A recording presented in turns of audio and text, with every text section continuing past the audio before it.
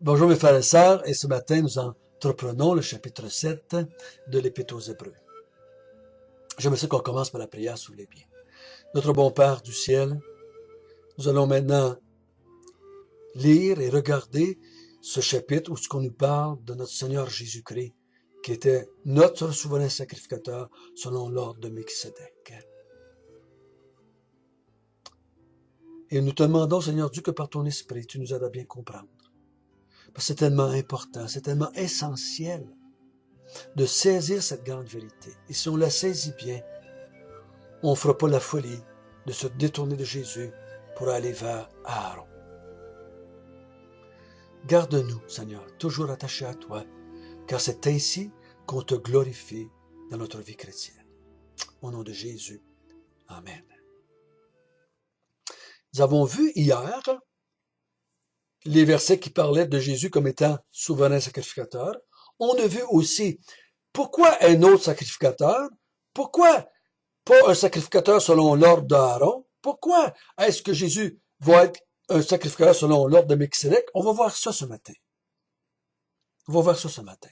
J'espère que vous avez pris le temps de lire les textes à quelques reprises hier et de lire leur contexte un peu. Parce qu'on a vu hier, les Juifs se demandaient pourquoi un autre sacrificateur, et surtout un autre sacrificateur qui n'était pas de la tribu de Lévi, et pourquoi un sacrificateur selon l'ordre de Melchisédek? Pourquoi? L'auteur va utiliser des textes de l'Ancien Testament pour démontrer aux Juifs de l'Épître aux Hébreux qu'il est folie de retourner en arrière, car ils ont quelque chose de supérieur. Et que même l'Ancien Testament, dans ces deux textes, Genèse qu'on a lu et le Psaume 110, prophétisait la venue d'un autre sacrificateur selon l'ordre de Melchisédek qui serait supérieur à Aaron. On a vu ça hier. Et aujourd'hui, ce qu'il va faire, il va prendre, à partir du chapitre 7, verset 1, il va prendre les deux textes de l'Ancien Testament, il va les ramener à l'esprit de ses auditeurs, de ses lecteurs, il va les expliquer, il va les interpréter pour démontrer que Jésus est le sacrificateur ou le souverain sacrificateur promis dans le psaume 110. Lisons ensemble, si vous voulez bien, le chapitre 7, versets 1 à 10. En effet, ce Melchisédek était roi de Salem, sacrificateur du Dieu très haut. Il alla au-devant d'Abraham lorsqu'il revenait de la défaite des rois. Il le bénit, et Abraham lui donna la dîme de tout. Il est d'abord roi de justice, d'après la signification de son nom, et ensuite roi de Salem, c'est-à-dire roi de paix. Il est sans mère et sans père, sans généalogie. Il n'a ni commencement de jour, ni fin de vie. Mais il est rendu semblable au Fils de Dieu, ce Melchisédek demeure sacrificateur à perpétuité. Considérez combien est grand celui auquel le patriarche Abraham donna la dîme du butin. Ses deux fils, ceux des fils de Lévi, qui exercent le sacerdoce, ont, d'après la loi, l'ordre de lever la dîme sur le peuple, c'est-à-dire sur leurs frères, qui cependant sont issus des reins d'Abraham. Et lui, qui ne tirait pas de son origine, leva la dîme sur Abraham et il bénit celui qui avait les promesses. Or, c'est sans contredit l'inférieur qui est béni par le supérieur. Et ici, ceux qui perçoivent la dîme sont des hommes mortels, mais là, c'est celui dont il est attesté qu'il est vivant. De plus, Lévi, qui perçoit la dîme, l'a payé, pour ainsi dire, par Abraham, car il était encore dans les reins de son père lorsque Melchisédek alla au-devant d'Abraham.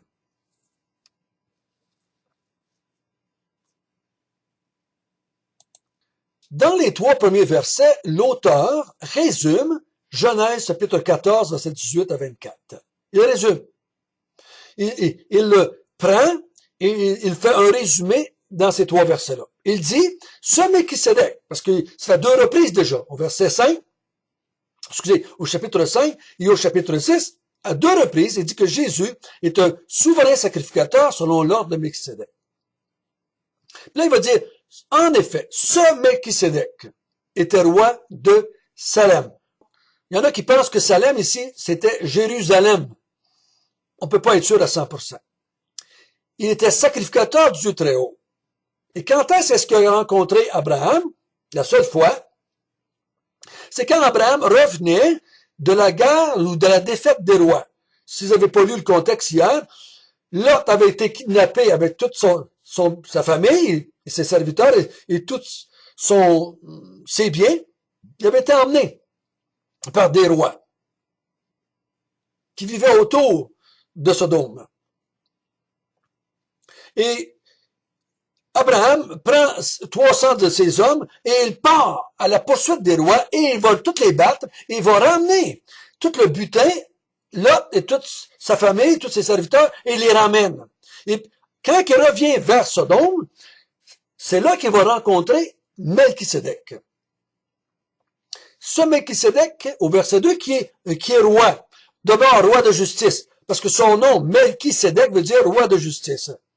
Et il est aussi roi de Salem, qui veut dire roi de paix. Donc, ce Melchisédek sort, et lui, il se présente, roi de Salem, sacrificateur du Dieu très haut, et il bénit de la part de Dieu Abraham. Et il dit, cet homme-là, au verset 3, il est sans père, sans mère, sans généalogie, sans commencement ni fin, mais il est rendu semblable au Fils de Dieu. Ce Melchisédek demeure sacrificateur à perpétuité. Faisons attention ici de ne pas aller plus loin que ce que l'auteur veut dire.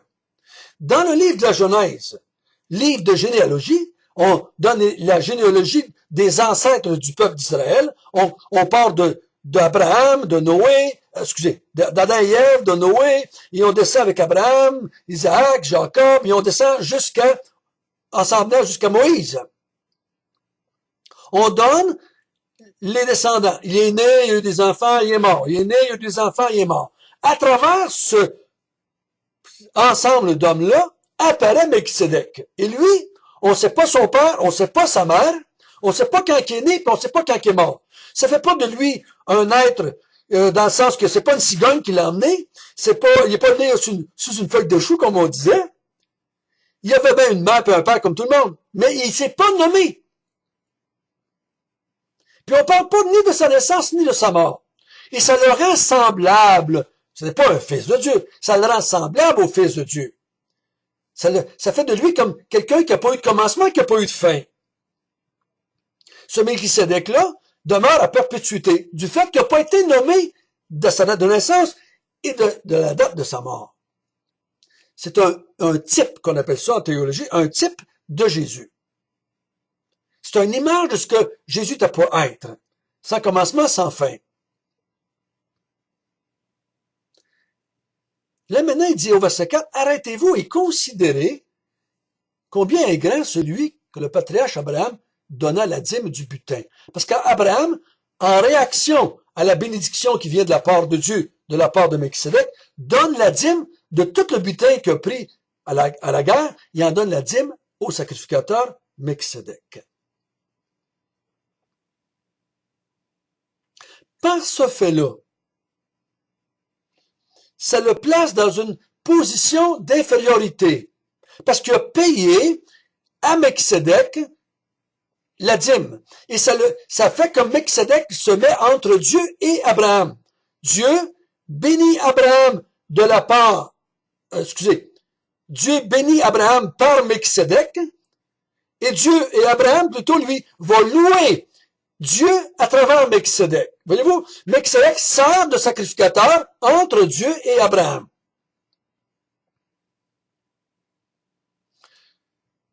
Et ensuite, l'auteur continue à dire au verset 5, il dit, c'est habituellement les Lévites qui vont lever la dîme sur leurs frères qui sont israélites.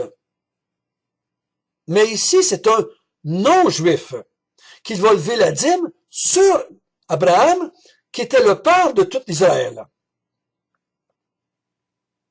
Donc, c'est un non-juif qui lève la dîme sur Abraham. Donc, Abraham se voit comme quelqu'un qui est redevable, qui doit payer la dîme à Melchisédek. Il se voit comme cela à cause de la situation dans laquelle il est avec ce sacrificateur Melchisédek. Et là, au verset 6, il est dit que Melchisédek bénit Abraham, celui qui avait les promesses. Abraham était le chef de celui qui avait reçu les promesses de la part de Dieu. Et le chef d'Israël, le représentant d'Israël, sur lequel vont découler toutes les promesses faites à Abraham. Mais il dit, lui, il bénit le représentant. Il dit, c'est le supérieur qui bénit l'inférieur.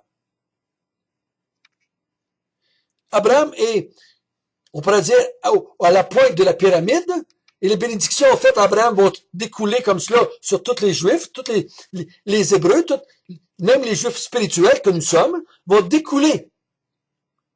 Mais lui, il est au-dessus et il le bénit, celui qui avait reçu les promesses. Donc, ça fait de lui quelqu'un de supérieur parce qu'il bénit l'inférieur.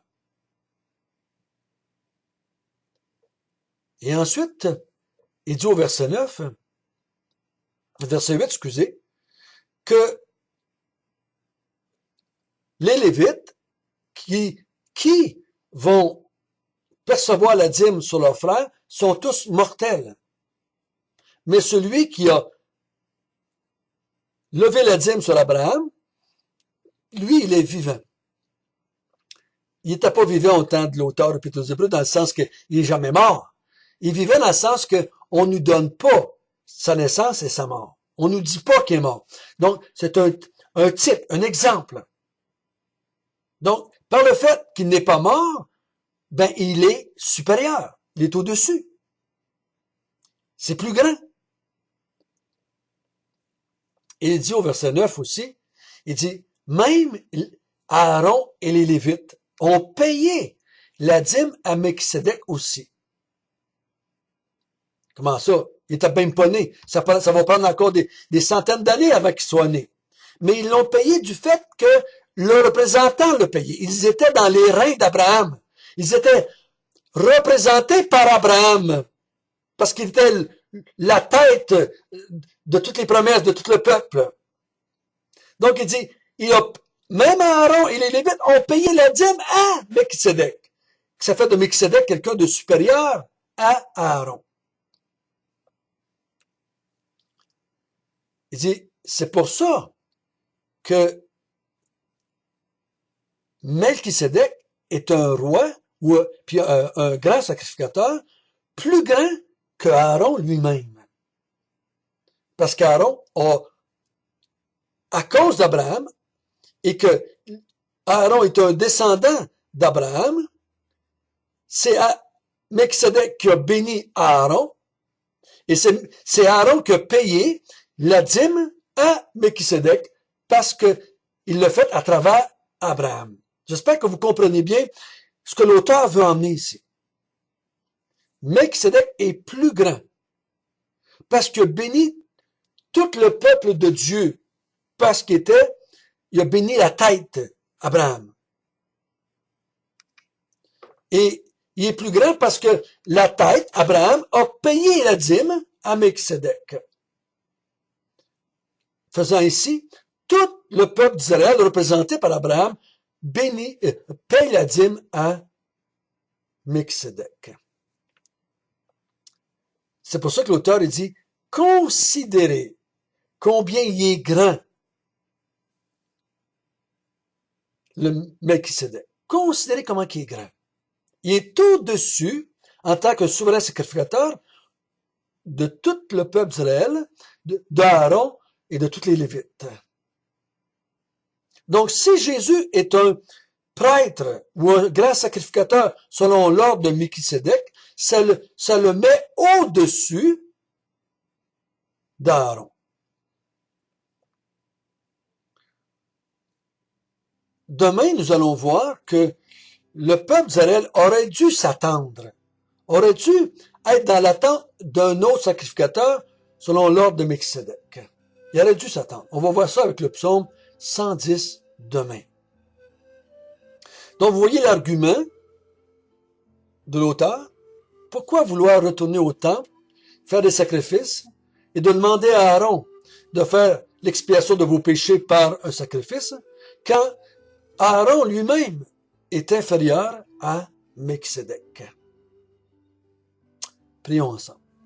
Notre Père du ciel, merci que tu nous as donné la grâce de bien comprendre que le sacrificateur ou le souverain sacrificateur Melchisédek est au-dessus du souverain sacrificateur qui est Aaron. Donc, si Melchisédek est au-dessus, Jésus, qui est selon l'ordre de Melchisédek, est au-dessus d'Aaron, supérieur à Aaron, plus grand qu'Aaron.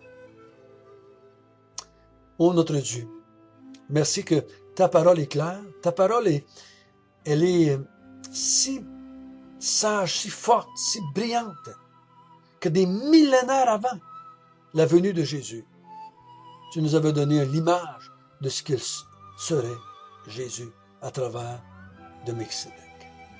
Au nom de Jésus, nous te prions. Amen.